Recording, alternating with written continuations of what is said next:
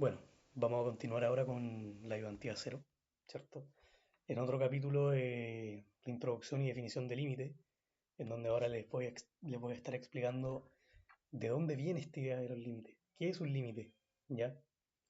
Vamos a definirlo, vamos a hacer una explicación intuitiva y como les dije por el grupo, después nos vamos a tirar con ejercicios de todos los tipos de temas que se ven en la primera unidad de cálculo. 3. Así que nada, les voy a estar explicando desde raíz los temas. Primero, ¿cierto? Definiciones teóricas, porque en el fondo, realmente, y siéndole honestos, no les va a servir de nada estar calentándose la cabeza tratando de resolver límites sin saber realmente qué son.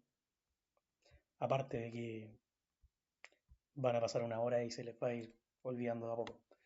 Así que lo ideal es absorber el concepto y todo lo que hay detrás. Por lo que me gustaría partir primero introduciendo con el concepto de la distancia, ¿ya? Más específicamente la distancia en R, en una dimensión. Cuando hablamos de distancia, si nos vamos al origen de las matemáticas, cómo surgió en los humanos la necesidad de medir, de contar, etcétera, ¿ya? Por ejemplo, en dividir una caña de azúcar en la mitad, eh, contar mediante piedras, y todo esto nos ha llevado en el fondo a donde estamos hoy día, ¿cierto? En donde ocupamos simbologías para poder expresar estas necesidades de controlar lo que nos rodea por medio de números y de símbolos, que también los números son símbolos. Así que la distancia en R, imaginémonos una recta numérica, ¿ya? Suponte que hasta el 5, o sea, perdón, el 0, acá el 1, no sé, el 2, el 3 y el 4. Por acá tenemos el menos 1, el menos 2, menos 3 y el menos 4. ¿Qué es calcular la distancia? ¿Qué es eso de la distancia? Por ejemplo, si yo te digo que quiero la distancia desde, no sé, desde aquí, por ejemplo, desde el menos 3, ¿ya? Hasta el 2. ¿Cómo calculo esa distancia? Bueno, la distancia en este caso va a ser igual al punto final en donde nosotros estemos, es decir, el 2, menos el punto, ¿cierto? Por el que iniciamos, que es el menos 3, es el que está más hacia la izquierda, que en realidad los conceptos de izquierda, derecha, arriba, abajo en matemática no tienen sentido. Pero para hacer una idea intuitiva, ¿ya? Entonces la distancia total sería 2, ¿cierto? Menos 3. ¿Y cuánto sería esto? 5, ¿verdad? Ahora, por ejemplo, si yo quiero la distancia desde el menos 1 hasta, no sé, hasta el 4, por ejemplo. ¿Cómo sería esa distancia? Sería b igual al punto final, 4, menos 1. ¿Y esto cuánto sería? 5 también, ¿cierto? Por lo tanto, ¿qué nos queda claro con esto? De que la distancia siempre va a ser positiva, ¿ya? Siempre, siempre la distancia va a ser positiva. Aquí, bueno, hablemos de unidades. Dimos 5 unidades de paso hacia la derecha y acá también 5. Entonces nosotros podríamos definir de manera generalizada, más arbitraria, de que la distancia, ¿cierto? Está regida, contiene el valor absoluto, ¿ya? Al módulo. ¿Por qué? Porque siempre es positiva. Siempre, por ejemplo, si yo digo la distancia, no sé, del menos 3 al 0, ¿cuánto es? Una unidad, 2 unidades, ¿ya? Y en cambio hasta el 3, del 0 al 3, ¿cuánto es? También 3 unidades, ¿cierto? Aquí serían uno, 2 y acá la tercera, ¿verdad? Y aquí tendrías 3 unidades también. Por lo tanto, nunca la distancia puede ser un número negativo, ¿ya? Entonces la podríamos definir así, como x menos un x sub 0, ¿ya? ¿Por qué? Porque imaginémonos otra recta numérica con valores arbitrarios, ¿ya? Ahí. Imagínate que yo te diga que el punto inicial es x sub 0 y quieres calcular la distancia hasta un punto x, ¿ya? Entonces, ¿cómo lo hago? Bueno, con lo que aprendimos, ¿cierto? Aquí, esta sería la distancia, desde x sub 0 hasta x, ¿ya? ¿Y qué pasa con esto? De que como habíamos dicho que era el punto inicial, o sea, el final menos el inicial, nos queda finalmente en que la distancia desde x sub 0 hasta x es igual al valor absoluto, ¿cierto? De x menos x sub 0, ¿ya? Esta es la distancia en una dimensión, pero en los límites ahora estamos también bueno, estamos en cálculo 3, ¿cierto? Cálculo multivariable. Por lo tanto, nos interesa, voy a escribirlo acá, nos interesa estudiar la distancia en dimensiones superiores, ¿ya? ¿Cómo se le conocen a estas dimensiones superiores? Como Rn, ¿cierto? Porque esta es R1. En Rn.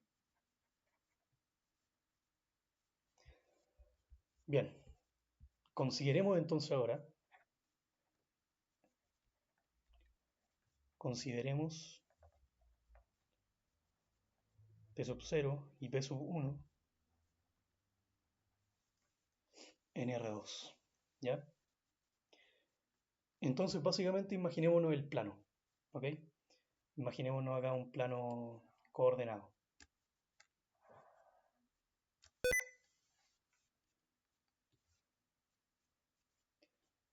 Acá tengo el eje de las Y's y el eje de las X, ¿ya? Y ahora, bueno, voy a correr esto un poco más abajo. Vamos a ubicar los dos puntos en ese plano. Vamos a ubicar el punto P sub 0 y el punto P sub 1. Lo voy a hacer acá con colores. Voy a tener el P sub 0 por aquí, ponte tú. Y voy a tener por acá el P sub 1, ¿ya? Supongamos entonces que tienen ciertas coordenadas. Por ejemplo, la coordenada de P sub 0 acá, de este punto, lo voy a poner por acá. Y este lo voy a poner por acá. Esto lo voy a subir un poco para que se aprecie mejor lo que voy a intentar explicar. Ya, supongamos entonces que esta coordenada es x sub 0 y sub 0, ¿ya? Luego tenemos p sub 1, donde las coordenadas van a ser x sub 1 e y sub 1, ¿vale? Fíjense ahora que a mí me interesaría calcular la distancia que hay entre p sub 0 y p sub 1, ¿ya? Me interesa calcular esto. ¿Cómo pudiese hacerlo yo? ¿Qué estudio tendría que hacer para poder determinar esa distancia?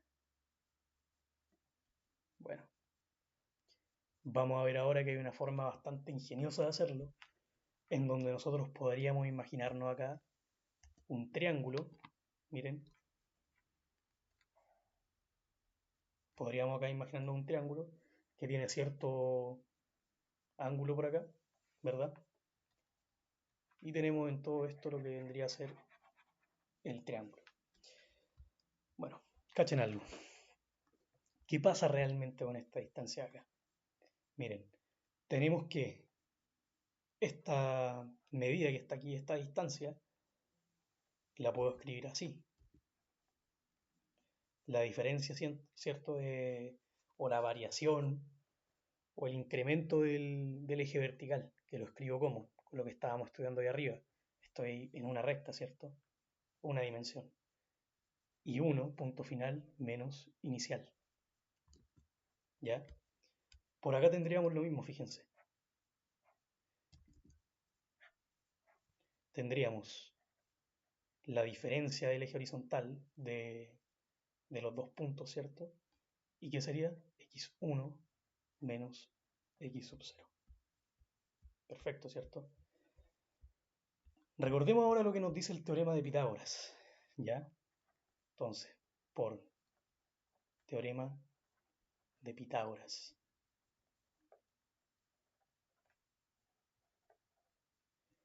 El teorema de Pitágoras nos dice que la hipotenusa al cuadrado es igual a la suma de los catetos al cuadrado, ¿cierto? Ahí. Entonces a nosotros nos interesa saber esa hipotenusa, porque fíjense que la hipotenusa acá está representando a la distancia entre los dos puntos, ¿ya? Entonces podríamos reemplazarlo, fíjense. Voy a expresar yo que esta distancia de acá, verde, es la de entre el P sub 0 y el P sub 1, ¿cierto? Depende de ambos, de la posición que tengan. Entonces acá, la distancia al cuadrado, ¿cierto? Entre P sub 0 y P sub 1 va a ser igual ¿a qué? ¿Cuáles son los catetos acá? Fíjense. Tenemos el cateto opuesto, que es esto, y tenemos el cateto adyacente, que sería este de acá. Por lo tanto, yo puedo decir de que el cateto A va a ser este, ¿verdad? Más la diferencia, ¿verdad? Del eje vertical. Y esto lo puedo despejar, pues. Puedo despejar acá la distancia aplicando raíz en ambos miembros, a ambos lados de la ecuación, ¿verdad?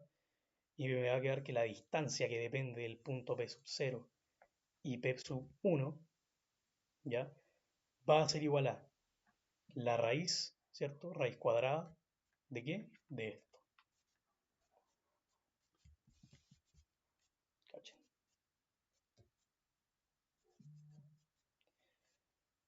Ahí está.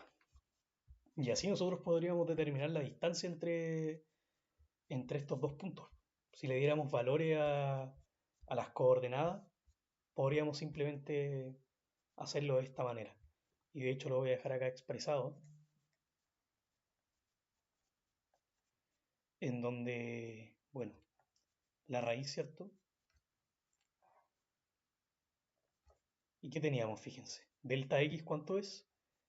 X sub 1 menos x sub 0 al cuadrado, más y sub 1 menos y sub 0 al cuadrado. Entonces acá lo único que tendríamos que hacer sería reemplazar los valores de los puntos, pues, ¿verdad? Por ejemplo, si tuviéramos acá que este vale 1 y este de acá vale 3, entonces acá te quedaría 3 menos 1, ¿cierto? Y eso al cuadrado sería 4, ¿verdad? Entonces aquí corresponde esto. Imaginémonos ahora de que ya no estamos en R2, que ahora estamos en Rn. Esto en Rn, la generalización de esto que les acabo de enseñar, se conoce como norma euclideana.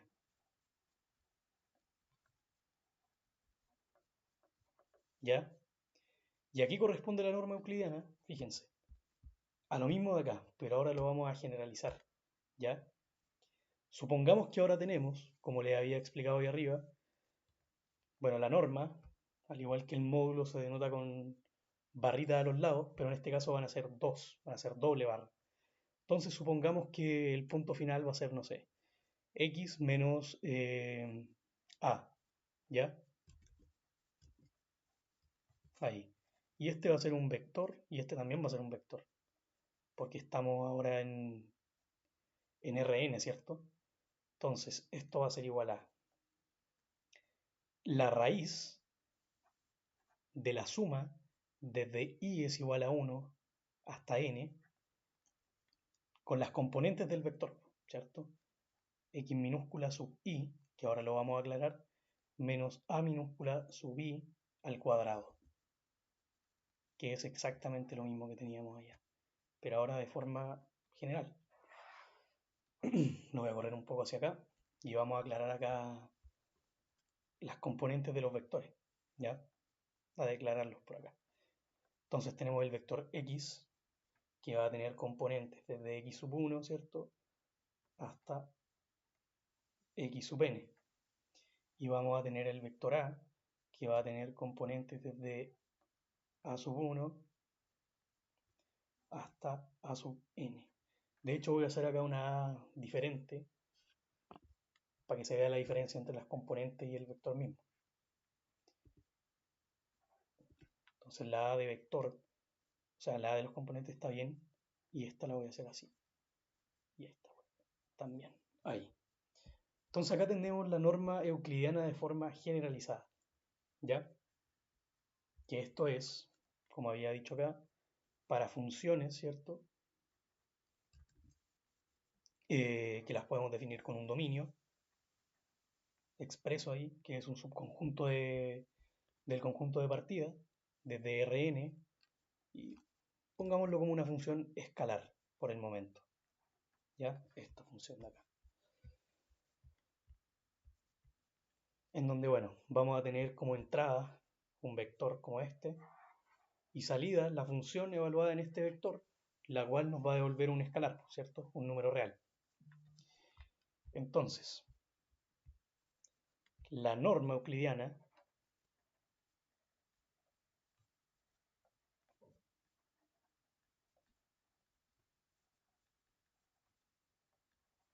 corresponde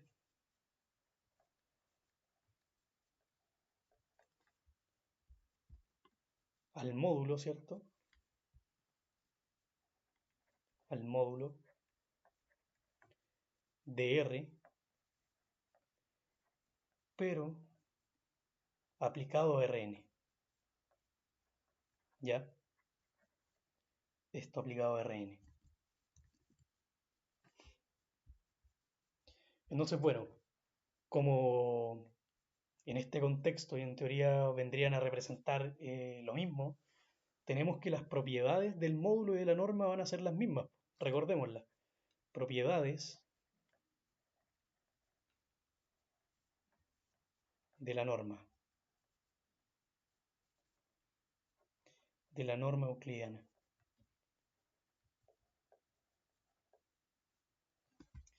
Fíjense, vamos a tener la primera propiedad, que recuerden que es la no negatividad. ¿Por qué la no negatividad? Porque es una distancia. Si hablamos de distancia, no puedo decir que de aquí a 5 metros más allá tengo que avanzar menos 5 metros. ¿Cachai? No puedo, no puedo decir eso, que voy a avanzar menos tal cantidad hasta una distancia a la que tengo que llegar. Imposible. Entonces tenemos la no negatividad. ¿Qué implica la no negatividad? De que la norma, ¿ya? La norma de x debe ser mayor o igual a cero, ¿cierto? Lo voy a poner por acá, más grande. La norma de x debe ser mayor o igual a cero, ¿ya? Esto para todo vector x, ¿ya? Que viva en Rn. Y este vector x puede ser igual a cero si y solo si ese vector x es el vector nulo, ¿ya? Solo puede valer cero si es el vector nulo. Es decir, por ejemplo, imagínense que yo quiero calcular la distancia desde el punto 1 hasta el punto 1. ¿Cuánto sería la distancia recorrida? Cero, ¿por cierto? Es la misma analogía en los vectores. No me estoy moviendo nada, entonces simplemente es cero. Eso es todo. Entonces tenemos la no negatividad. ¿Qué más vamos a tener? Vamos a tener la multiplicación por un escalar. ¿Ya? Vamos a tener esto acá. Entonces, ¿qué significa esto? Que por ejemplo nosotros tenemos la norma de alfa por el vector x, ¿ya? Y esto es lo mismo que decir que el módulo de ese escalar multiplicado por la norma del vector. ¿Por qué el módulo y por la norma? Porque este como un escalar vive en los reales y este como es una norma, es decir, o sea, perdón, como es un vector está en Rn, ¿cierto? Tiene n componentes. Entonces voy a aclarar acá. Para todo alfa, ¿cierto? En R, coma, lo voy a poner así nada más, para todos los vectores x que viven en Rn, ¿ya? Ahí tenemos la segunda propiedad. Voy a poner un poco más ordenado, más abajo, ahí, más grande.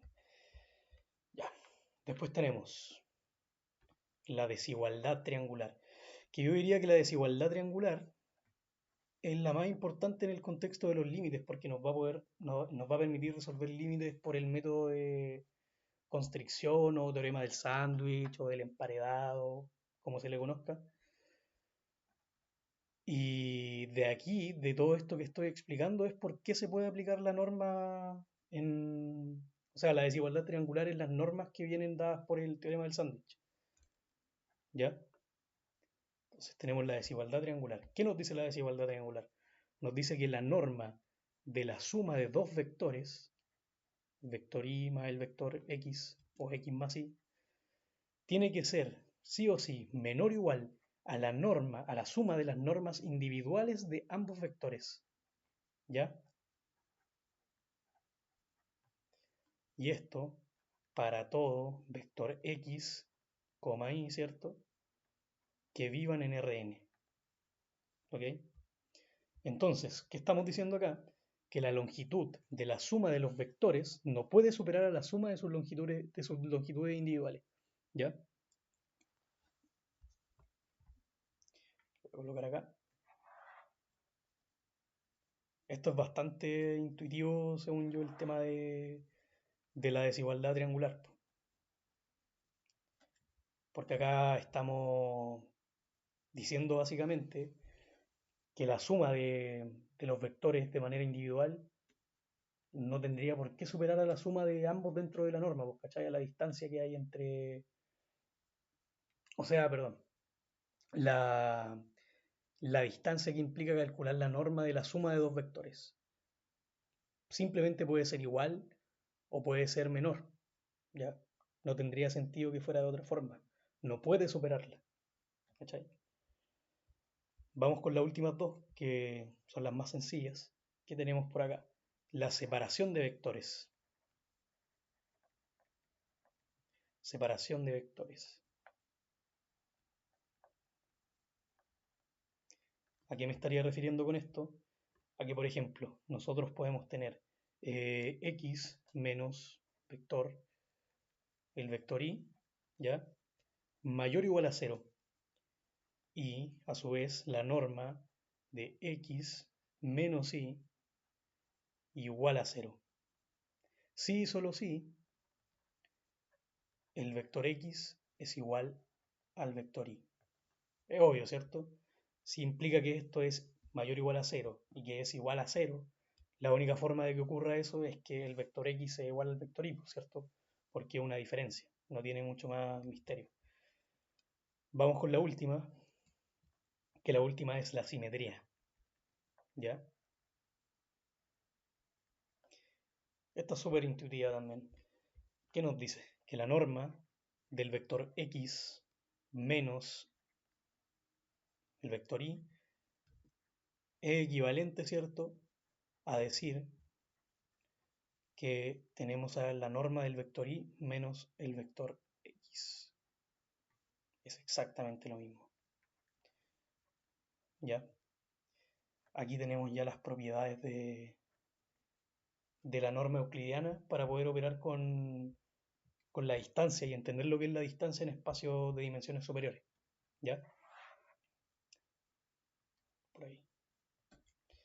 Entonces, bueno, vamos a ir ahora con acercándonos más ya a lo que nos compete. Me gustaría que pensemos ahora en algo. Cuando yo hablo de límite, ¿qué es lo que yo estoy haciendo cuando estoy calculando un límite? Cuando digo que un valor x tiende a un valor a. Estoy diciendo que hay puntos, lo voy a escribir más ordenado, que igual lo voy a borrar después. Estoy diciendo que hay puntos, ¿cierto? Puntos que están alrededor de a, x, que me permiten acercarme a sin llegar a hacerlo, ¿cachai? Por lo tanto, el límite no tendría sentido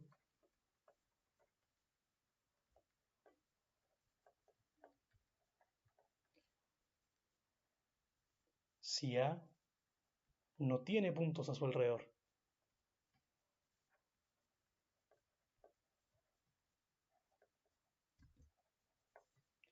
a su alrededor. ¿Ya? Por lo tanto, ahora me gustaría entrar en terreno más complejo de topología, pero que sin embargo no es muy complicado de absorber para este contexto ni nada. Así que me gustaría entrar en el concepto de vecindad. Más en concreto, una vecindad abierta, ¿ya? La vecindad. ¿Qué se nos viene a la mente cuando pensamos en vecindad? A mí, por ejemplo, el Chavo del Ocho, porque vi la serie hace poco, ¿ya? Pero eso, bordamente la vecindad vendría siendo como un conjunto de objetos o de personas que rodean a un objeto o a una persona, ¿cierto? Cosas que están alrededor, ¿ya? Vamos ahora con el tema de la vecindad. Imaginémonos una recta numérica de nuevo, una cosa más o menos así. Y supongamos, por ejemplo, bueno, voy a poner, considere,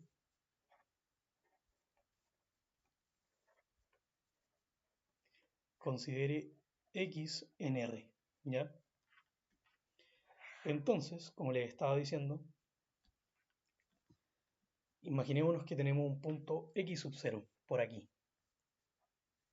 ¿ya? Y ahora,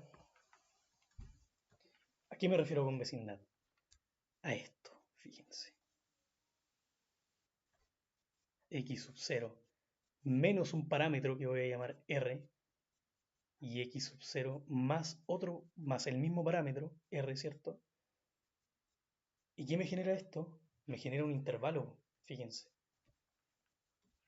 Me genera un intervalo, ¿verdad? ¿Que cuánto es? El intervalo X menos R, X más R. ¿Ya? Fíjense, acá tenemos el intervalo. ¿Qué es ese intervalo? Ese intervalo es la vecindad del punto. Todo esto que está acá. ¿Ya? Entonces, miren, la vecindad, vamos a entrar ya en concepto de bola. Ya me gustaría ir con esto. Bola. ¿Qué es una bola? Miren, asumamos que este R, este parámetro que está acá, es un radio, ¿ya? Por ejemplo, si ustedes se imaginan un círculo rodeando aquí todo esto, esta distancia de aquí hasta acá es el radio, ¿cierto? Y de aquí hasta acá también. Por lo tanto, tendríamos el punto inicial menos el radio, llevo a este de acá. El punto inicial más el radio, llevo a este de acá, ¿cierto? Por lo tanto, por ahí va el concepto de bola. En R, la bola sería una circunferencia, ¿cierto? Como le acabo de dibujar. Pero si estamos, por ejemplo, en el espacio, en R3, dejaría de ser un círculo simplemente y se volvería una esfera. Todo lo que rodea al punto de interés, ¿cierto? Entonces, ahora vamos a ir con el concepto de lo que sería una bola, ¿ya? No hubieron unos problemas técnicos, tuve que conectar el cargador. Habíamos quedado en el concepto de bola, ¿cierto? Definamos lo que es una bola. Sea, como había definido anteriormente, x sub 0, ¿ya? En Rn, vamos a expandir la definición ahora, no simplemente a una dimensión como lo expliqué intuitivamente ahí arriba, y R mayor que 0, ¿ya? Que es el tema del radio que les estaba comentando. Entonces, la vecindad abierta de radio R, ¿ya? Alrededor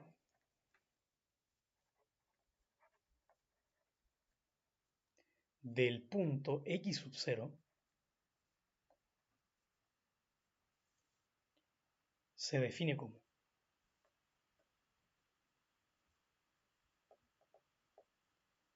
se define de la siguiente manera, como V de bola con radio R centrado en X sub 0. Porque fíjense que yo le había dicho que imagináramos que esta era la circunferencia, ¿cierto? Acá. ¿Qué pasa si este es el radio R? estaría centrado en x sub 0, ¿cachen? Toda la distancia desde x sub 0 hasta la circunferencia misma es la misma, r, es constante, ¿ya? Entonces, ¿esto cómo se define? Se define como el conjunto, ¿cierto?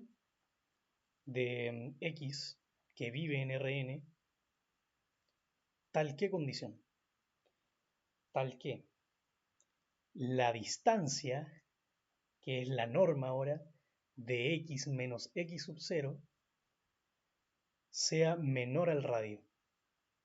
Cerramos. ¿Qué quiero decir con esto? Miren, imaginemos acá que tenemos un punto X. Lo voy a poner con amarillo. Un punto X. ¿Ya? Imaginen que ahora yo con este punto X quiero acercarme a X sub 0. ¿Ya? Y veo también que este X está dentro de la bola, porque la bola, fíjense que es todo esto. Es la vecindad, todo esto es la bola. Y está dentro. Por lo tanto, y ahora vamos a lo del límite. Lo que yo estoy haciendo cuando calculo un límite en una variable es agarrar este valor x y acercarme a x sub 0. ¿Ya?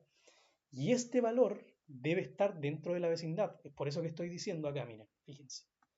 Estoy diciendo que la distancia, ¿ya?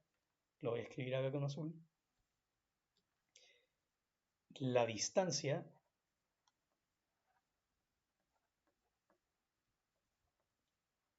entre x sub 0 y x debe ser menor al radio. ¿Ya? Y esto nos da dos deducciones ya lógicas, ¿cierto? Que la primera sería, acá, que x está en B de radio R centrada en x sub 0, sí, ¿cierto? Si la distancia es menor a R, ¿verdad? Y esto quiere decir también, es equivalente a decir que la distancia, ¿verdad? Esta, x menos x sub 0, es menor al radio. Y además también se infiere que si x no está en la bola, esto implica que la distancia supera el radio. Y es equivalente a decir que esta distancia, ¿verdad? Lo voy a poner con valor absoluto solamente porque imaginémoslo en R, como lo estaba explicando, es mayor a R. Fíjense por qué. Imaginemos ahora que el X, este X que está acá afuera, está fuera del intervalo. ¿Qué sucede? Que la distancia entre X y X sub 0, es decir, X menos X sub 0, es mayor al radio, porque el radio llega hasta aquí nomás. Y la bola, como les dije, es todo esto. Por lo tanto, significa que X no pertenece a la bola de radio R centrada en X sub 0. ¿Se entiende? Por eso hice estas dos aclaraciones de acá, que es muy intuitivo. Así que eso con el tema de la vecindad, que nos va a ayudar a comprender ya mucho mejor lo que es el tema de los límites. ¿Ya? Y ahora sí, vamos a ir con la definición de límite. Definición de límite. ¿Qué nos imaginamos cuando escuchamos la palabra límite? Por ejemplo, yo me imagino, no sé, una aproximación, llegar como al límite de algo, estar aproximándome a algo, pero sin la necesidad de tocarlo, ¿cachai? Esa es la esencia. La esencia, como les decía acá, es aproximarme con un valor X, ¿ya? Tanto a ese X sub 0, pero de tal forma que nunca llegue a tocarlo. Es decir, que X todo el tiempo sea distinto de X sub 0. ¿Ya? Esa es la esencia de poder calcular límites, de poder entender qué es un límite. Entonces ahora, veamos lo siguiente. Vamos con la definición de límite, pero antes me gustaría aclarar algo que, bueno, considero que es muy importante, que es lo que les decía acá. que qué sentido tendría calcular un límite si no hay puntos alrededor de A. ¿Ya? Entonces, fíjense, miren. Imaginemos un plano, de nuevo, R2, el eje de las Y's y el eje de las X. Y ahora imaginémonos acá que está, por ejemplo, este punto que voy a llamar A. ¿Ya? Y este punto tiene una vecindad. Por ejemplo, todo este círculo que está acá. Voy a agrandarlo un poco para explicarlo mejor. Ya, imaginemos que esta es la vecindad de A. ¿Ya? Sucede que podemos tener puntos acá dentro de la vecindad, puntos acá, punto acá, un punto acá y un punto acá. ¿Ya? Este, por ejemplo, sería el punto x sub 1, este sería el punto x sub 2, este el x sub 3, x sub 4 y x sub 5. ¿Ya? Todos estos puntos están a una cierta distancia de A, ¿cierto? Ahí, ahí, ahí, ahí y ahí, ¿cierto? Y esta distancia, ¿cómo la podemos medir? Con la norma euclidiana, pues, ¿verdad? Es decir, podemos calcularla de la siguiente manera. Podemos calcularla como la norma, ¿cierto? Del punto final, que sería xy, ¿verdad? Menos a, que es el punto inicial. ¿Cómo la podríamos definir? Como la raíz, ¿cierto?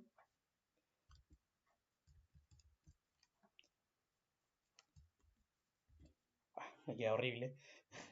La raíz, ¿cierto? De la suma de y desde 1 hasta n de x sub i menos a, ¿cierto? Va a ir variando la y acá de la x porque son 5, como había dicho, al cuadrado. ¿Ya? Y así podríamos determinar la distancia de cada uno de esos, eh, de esos puntos A, la distancia total, ¿ya? Cada una de estas sumadas. E individualmente simplemente podríamos ir cambiando la y que está aquí adentro, ¿cierto? Si no nos interesara calcular la suma. Así que, bueno, ¿qué sucede con esto de acá? Esto que está acá, nosotros, en matemática ya formal, lo vamos a conocer como un punto de acumulación. A es un punto de acumulación, ¿ya? Porque acumula varios puntos alrededor de él. ¿Se entiende la idea? Entonces, para que tenga sentido hablar de límite,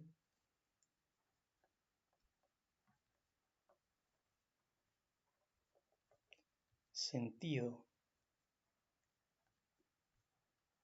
hablar de límite, ¿ya? De una función f, que va a ser escalar, de cierto contenido en Rn hacia R, ¿ok? En un punto A,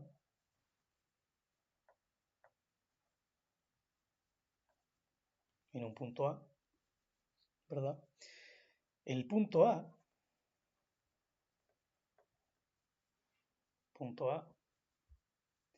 debe ser un punto de acumulación en el dominio de un punto de acumulación en D.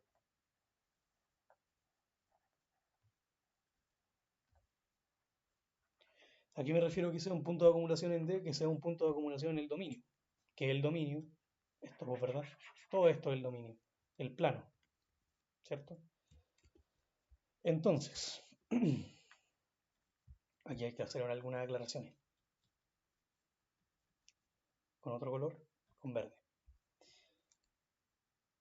Cualquier vecindad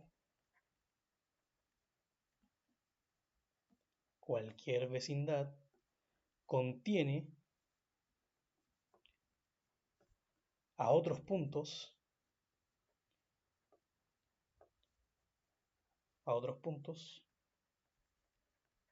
de D distintos de A.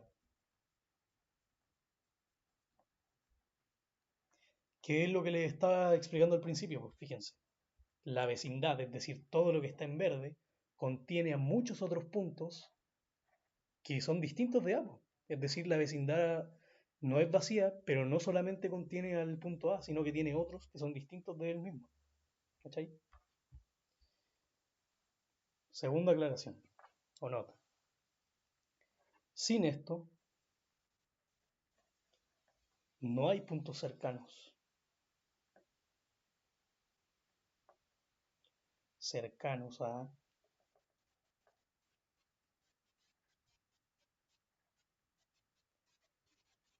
sobre, lo voy a poner mejor sobre, los que evaluar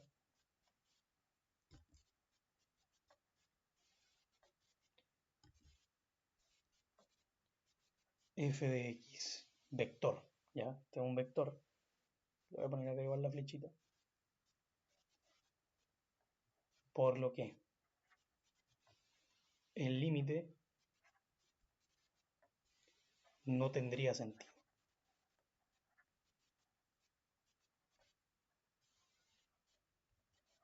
¿ya? Importante. Y ahora, vamos a definirlo más formalmente. Entonces, recordemos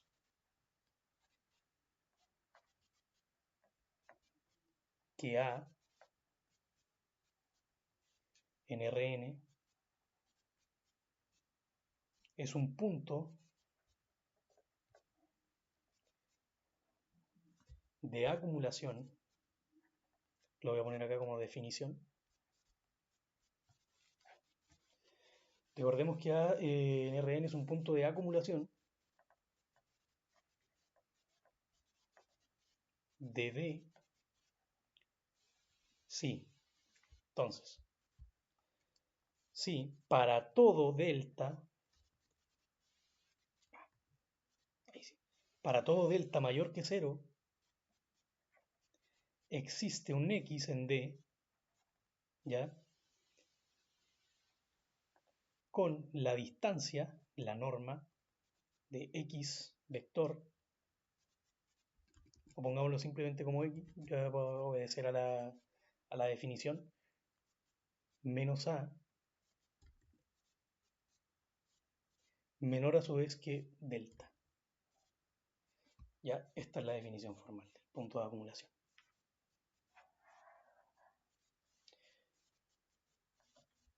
Por lo tanto, ¿qué nos está diciendo la definición? Fíjense, el puntero, para todo delta, delta va a ser el radio, es decir, delta es toda esta distancia que está acá, ya toda esta distancia constante desde el punto A hasta los límites de la vecindad es el radio delta, ¿verdad? Entonces, fíjense, para todo delta mayor que cero existe x en d, es decir, x en el dominio, un puntos x arbitrario en el dominio, con esa distancia mayor que cero, pero menor que delta. ¿Qué nos está diciendo esto? Que son puntos x, ¿ya? Puntos x que están en el dominio, porque fíjense que si esta distancia fuera mayor al dominio, es decir, mayor al radio de la vecindad, disculpen, no dejarían de estar en la vecindad, pues, ¿cachai? Es lo que les explicaba ahí arriba. Por ejemplo, si la distancia desde A hasta x sub 3 supera el radio, que es este, si estuviera, por ejemplo, x sub 3 acá, x sub 3 entonces dejaría de pertenecer a la vecindad, ¿cachai? Es por eso que la definición nos dice esto acá, ¿ya? Por lo tanto, también vale aclarar que no importa qué tan pequeña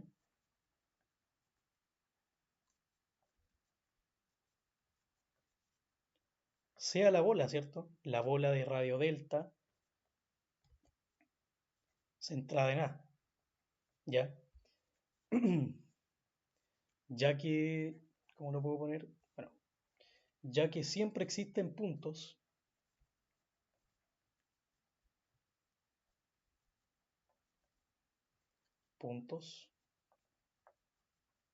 X en D,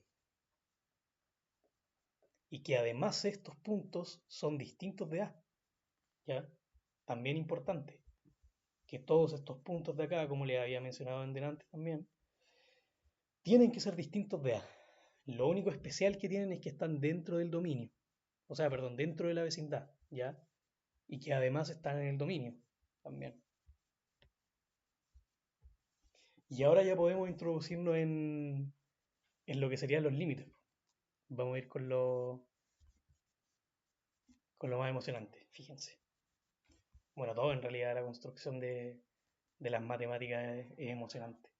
Como de conceptos tan simples como la distancia, la contar, etcétera, puedes llegar a todas estas cosas que son la pieza fundamental del cálculo, ¿cachai? De algo que es súper complejo. Las derivadas se construyen a partir de límites, la definición de derivada, la definición de la integral de la suma de Riemann, que vamos a ver más adelante, muchas cosas. Entonces acá tenemos el eje de las X y el eje de las Y's, ¿ya? Supongamos entonces que tenemos una función, ¿ya? Vamos a tener una función acá, la voy a dibujar con rojo, una función desde aquí más o menos, bueno, algo así, ¿ya? Supongamos algo así, da igual la forma, da totalmente igual. De hecho la voy a inclinar un poco, por ahí quizás podría ser, sí, por ahí. Entonces, ahí, imaginemos que esta función de acá, que tenemos un valor, no sé, un valor x sub 0, por aquí, x sub 0, y que tiene una imagen, ¿ya? Una imagen a la cual vamos a llamar L. Esta es la imagen L, ¿ya? Y ahora podríamos dibujar las vecindades en torno a estos dos puntos. Por ejemplo, la vecindad que rodea a L, que está en torno a L, perdón, sería L más epsilon. Acá el radio yo lo voy a llamar epsilon. Y acá al radio, o sea, perdón, acá tendría L menos epsilon, ¿ya? Es lo mismo que les estaba explicando en una dimensión. Tenemos un punto que es central, que es L. Avanzo, tengo L más epsilon, el valor, que por defecto podría ser 1, por ejemplo.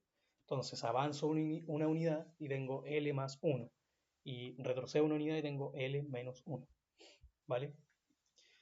Entonces acá, unámoslo a esto y voy a armar también la vecindad, que los límites de las vecindades no tienen por qué, o sea, L menos epsilon y L más epsilon no tienen por qué ser las imágenes de X en este caso acá, como voy a definir, menos delta, ni tampoco acá L más epsilon tiene por qué ser la imagen de X sub 0 más delta, ¿ya? Pero quedó así, así que lo voy a dejar así. X sub 0, acá me faltó el 0, más delta, ¿vale? Entonces estas serían las vecindades, fíjense. Tendríamos acá límite superior, límite inferior y el límite superior. Vamos a destacar que acá esta es la vecindad sin llegar a tocar este punto, así que voy a dibujar un círculo sin pintar dentro. Y acá tenemos la otra vecindad, que es la misma ciencia. ¿Ya? Entonces ahora fíjense. En el límite importante, como les comentaba antes, aproximarse a algo sin llegar a ser ese algo. Por lo tanto, ese punto no está incluido en la vecindad. ¿Cachai? Es decir, el X que nosotros vamos a tomar, que ahora lo voy a dibujar, este X, ¿ya? Que va a tener su imagen acá, su imagen f de X. De hecho, lo voy a poner con azul para que se note más, porque como está el amarillo ahí no se ve mucho. Este X de aquí, un valor arbitrario X, que tiene también su imagen, y esa imagen va a ser f de X, ¿cierto? ¿Cuál es la esencia de los límites? Fíjense lo que les estaba diciendo delante. que con este valor x me estoy aproximando a x sub 0, es decir, estoy tendiendo hacia él. Por lo tanto, ahora, con el tema de las vecindades que tienen que estar dentro de la bola, etc., ¿qué podemos decir? Que el límite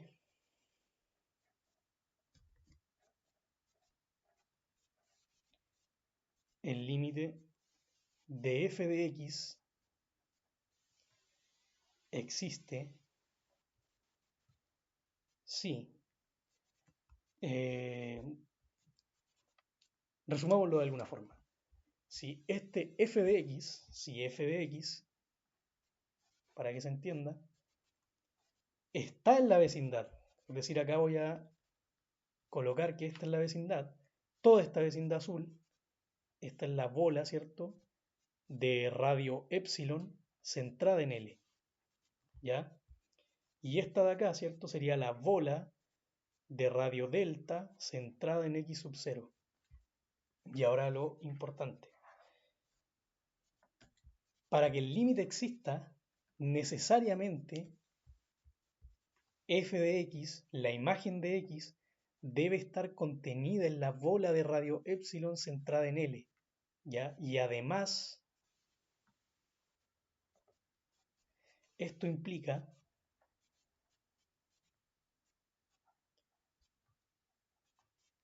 que x también está incluida en su vecindad, en la vecindad de x sub 0, es decir, en la bola de radio delta y centrada en x sub 0. Y esto, ¿verdad?, va a ser el límite de x cuando tiende a x sub 0 de la función f de x es igual a L, ¿ya? Esto es lo importante. Con L, ¿verdad?, en los reales. Importante aclarar. Por lo tanto, yendo a la definición formal de límite. Definición.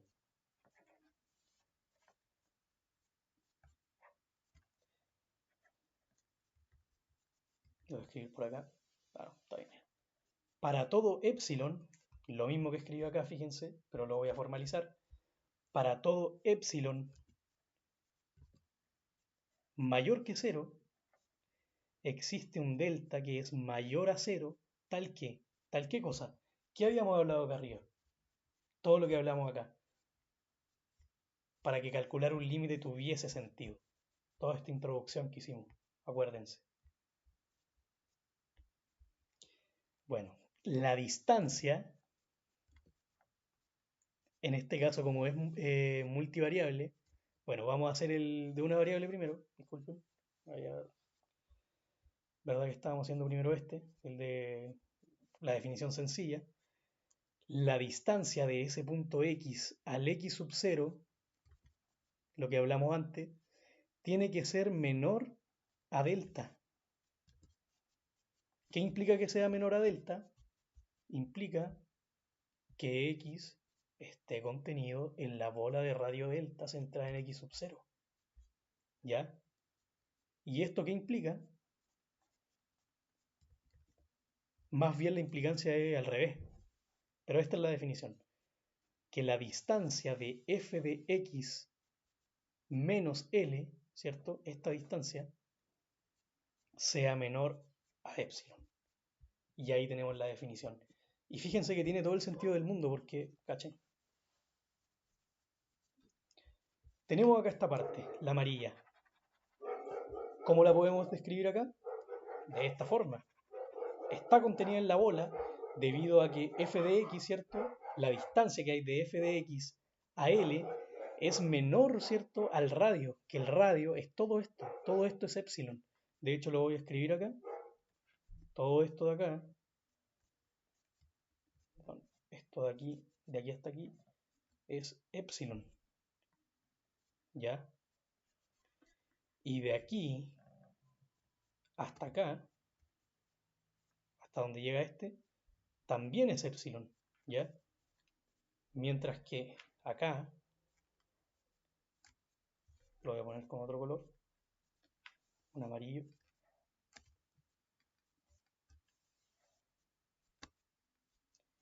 La distancia que hay de acá a acá es delta, y de aquí, desde x sub 0 hasta x sub 0 más delta, también es delta, ¿verdad? Porque si delta fuera 1, x sub 0 menos 1 lo tenemos acá, x sub 0 más 1 lo tenemos acá, ¿cierto? Avanzando y retrocediendo. Por lo tanto, ambos valen delta y ambos de acá valen epsilon, ¿ya? Porque está centrado. Recordemos que una bola es una circunferencia. Es constante el radio. Tiene que ser la misma unidad de retroceso y la misma unidad de unidad posterior, o sea, de valor posterior en el que nosotros estamos parados. Entonces tenemos esto de acá. Pero esto de acá nosotros, para entenderlo mejor, partiendo desde la definición de bola, también lo podríamos escribir como para todo epsilon mayor que 0, ¿cierto? Existe delta mayor que 0, tal que, ¿qué cosa? Que x, ¿verdad? Que ese x esté en la bola, perdón, de radio delta centrada en x sub 0, exceptuando ¿qué cosa? Exceptuando x sub 0. ¿Por qué? Porque recordemos que x y x sub 0 no pueden ser iguales. No pueden ser iguales porque es un límite. Me estoy acercando a algo, pero no me interesa saber qué pasa justamente en este punto. ¿Ya? ¿Y eso qué implica? Que f de x, ¿cierto? Esté contenido en la bola de radio epsilon centrado en L, ¿verdad? Y ahí tendríamos la definición en bola. La parte amarilla, y ahora voy a destacar acá en verde esta parte, ¿cierto? Que es la que me estoy refiriendo por acá. ¿Ya? Ahí está la definición. Y ahora vamos a varias variables.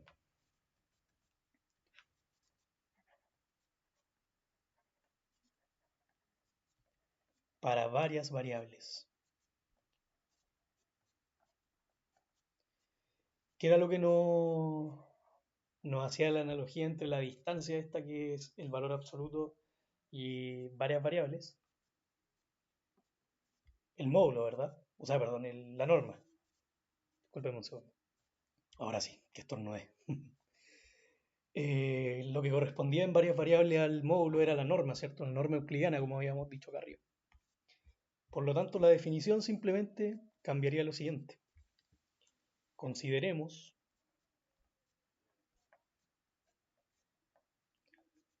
un vector x y un vector a, ¿ya? Que están en Rn. Entonces este vector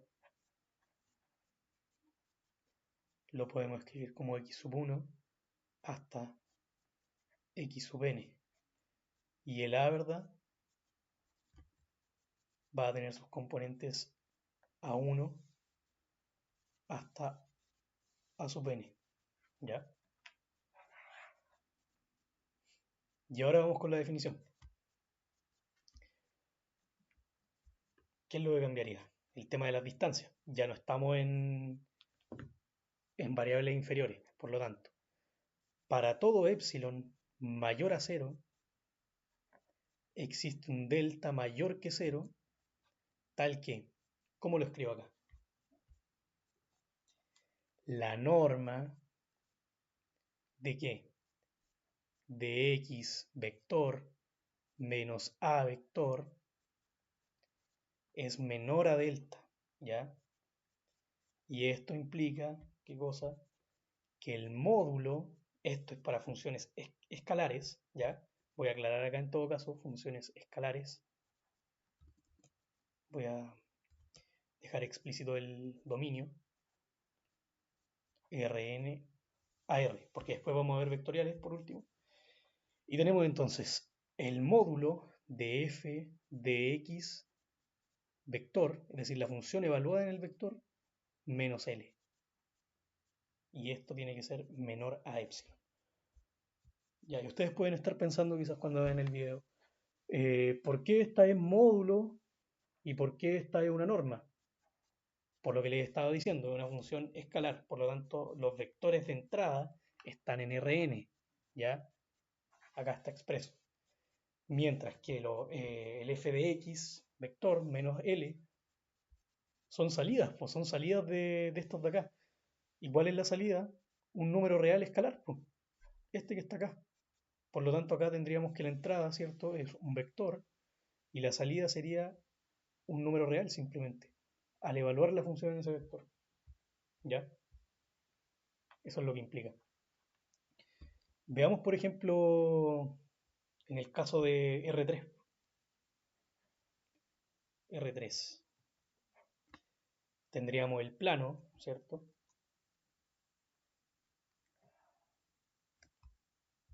Vamos a tener que ese Z, lo voy a correr un poco porque algo más o menos así. Ahora lo ajusto.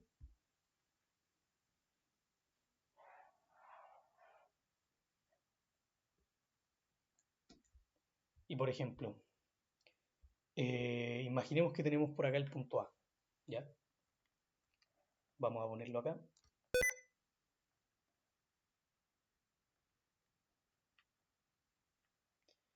Tenemos al punto A, ¿ya? Con sus respectivas coordenadas. Y nosotros nos vamos a estar aproximando, ¿cierto? Por distintas trayectorias. De aquí viene el tema de las trayectorias cuando uno está calculando límites, ¿ya? Sobre todo acá arriba, porque esto va a tener una proyección. Es decir, acá el L, como era el eje vertical, ¿cierto? Que es la imagen de x sub 0, acá la imagen va a ser la altura, po.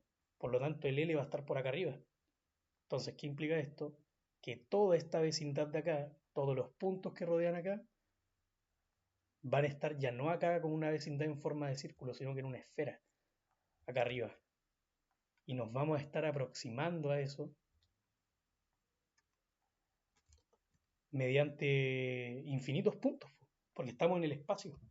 Ya no estamos simplemente hablando de concepto de izquierda o de derecha, sino que ya estamos hablando de infinitas posibilidades. Pues fíjense, tenemos acá una esfera, así hecha, horrible, pero se entiende, ¿ya? Entonces sucede eso, nos estamos aproximando desde distintos puntos. Y todo lo que está alrededor son, bueno, hay un punto de acumulación, ¿por cierto?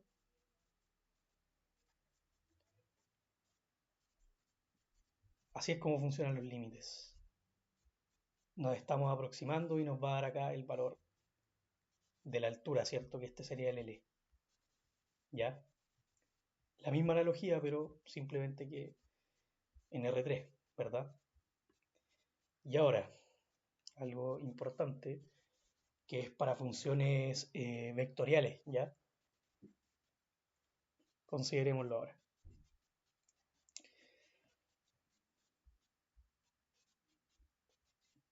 Vamos a poner acá una notación primero, ¿sí? B delta en P, ¿ya? Es la vecindad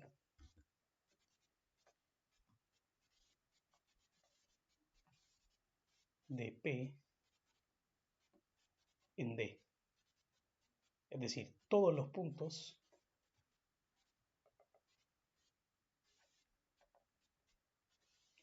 X que están a menos de delta de distancia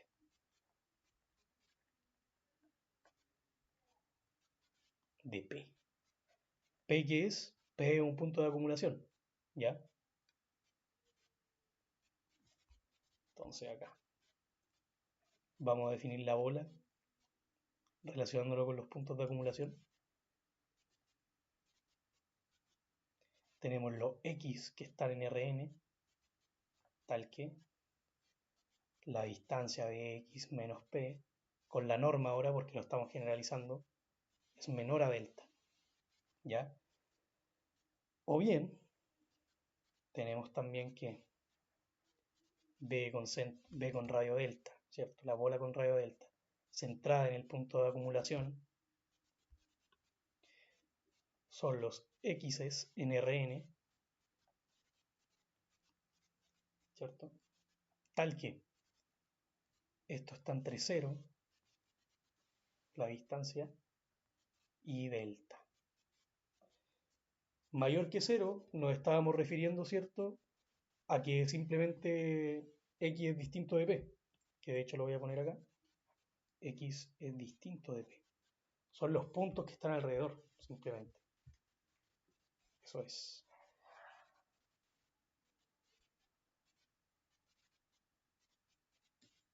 Y ahora vamos a formalizar también esto que habíamos dicho acá, ¿verdad? Otra forma de verlo matemáticamente. Tenemos lo siguiente, fíjense. Tenemos estas bolas, ¿verdad? Que son las bolas de radio delta, las dos. Y podemos decir lo siguiente, fíjense, que f, es decir, la función, ¿verdad?, evaluada en la vecindad delta, centrada en P, ¿ya?, va a estar contenida, esto es importante, en la bola de radio epsilon de L. ¿Cuál es la importancia de esto? Fíjense.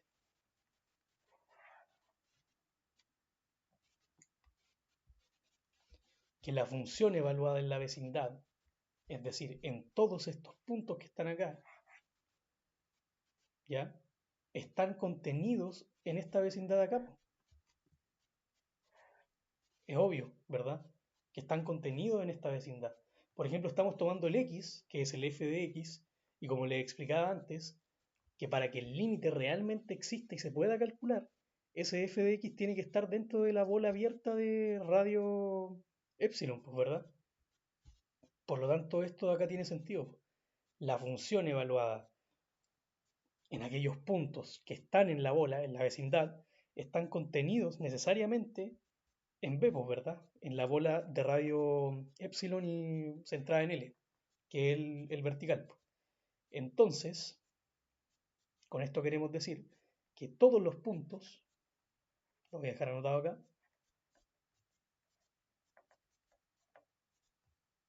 que obtenemos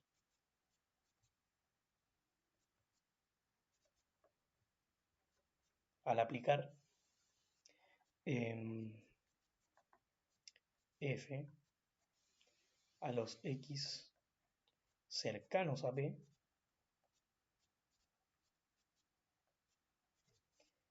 están dentro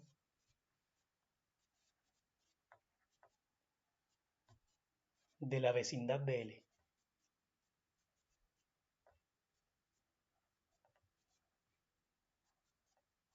¿Ya? Y esto se denota de la siguiente forma, pues, básicamente el límite, ¿cierto? Es el límite de x cuando tiende a p. Ahora p es el punto de acumulación. Acá el punto de acumulación lo habíamos definido como x sub 0, pero es lo mismo. A p, ¿cierto? De la función es igual a L. ¿Ya? Es otra forma de poder definirlo.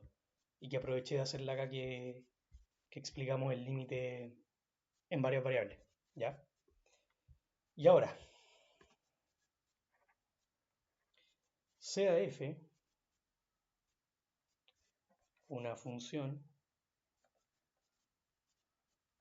vectorial.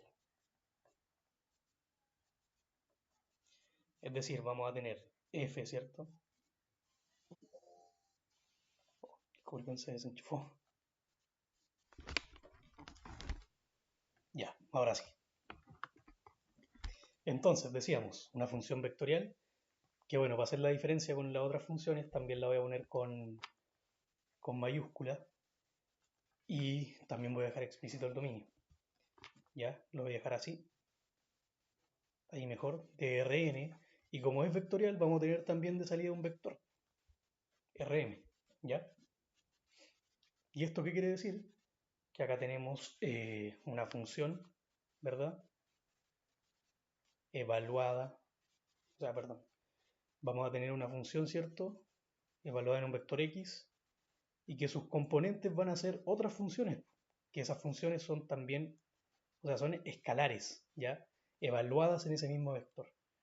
Y esto hasta la componente f sub m de este vector, ¿ya? Y esto está contenido en Rm, ¿vale? Esto es básicamente una función vectorial. Es decir, estoy tomando un vector como entrada y de salida tengo otro vector de m dimensiones, el cual tiene m componentes y esas m componentes son funciones escalares, ¿ya? Lo voy a aclarar acá. ¿Dónde?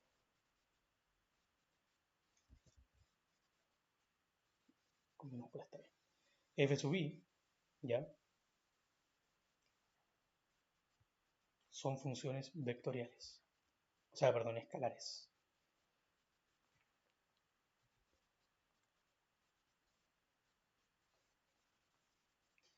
Esto es un escalar, ¿ya? Cada f sub i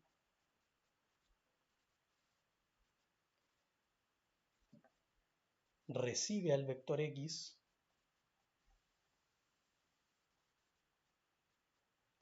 y produce un número real,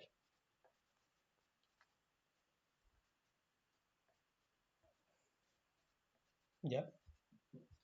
Entonces nosotros queremos el límite, ¿ya? Queremos calcular el límite, ¿ya? El límite, ¿verdad? De ese vector cuando tiende a otro vector arbitrario a de la función f evaluada en ese vector y que sabemos que es igual, o sea, perdón, que sabemos que todavía no voy a ir, ponerle es igual porque quiero aclarar algo antes. Que A, ¿cierto? El vector está en Rn también, no lo había definido antes. A también está en Rn. Entonces, tenemos la siguiente propiedad. Propiedad. Dicho con palabras, la propiedad nos dice que si nosotros queremos calcular el límite de una función vectorial, básicamente es equivalente a calcular los correspondientes límites de las componentes que se le asigna a cada una, perdón, a cada una de las componentes que son funciones escalares de la función vectorial. ¿Ya? Es decir, el límite del vector x cuando tiende al vector a de f evaluada en el vector es igual a L sub i y esto igual a L sub 1 y así hasta L sub m, porque son m componentes. Es decir, tendría que calcular m límites, ¿ya? De las m componentes que son funciones escalares de la función vectorial. Entonces, esto es sí y solo sí, con palabras porque no me cae, sí y solo sí, el límite del vector x cuando tiende al vector a de f sub i, es decir, todas las componentes, ¿verdad?, de la función vectorial, todas las escalares, son iguales a L de i. Para todo i, ¿verdad?, que está de 1 a m. ¿Ya? Por lo tanto, ¿por qué sucede esto? Por simplemente la norma euclidiana. Miren, la norma de f evaluada en esto, en este vector, menos L, corresponde a lo siguiente: a la suma de i es igual a 1 hasta m de f sub i evaluada en el vector menos L sub i. al cuadrado. ¿Se fijan que es la misma estructura de la norma euclidiana? Por eso se puede deducir esta propiedad y esta relación. Se me quedó pegado.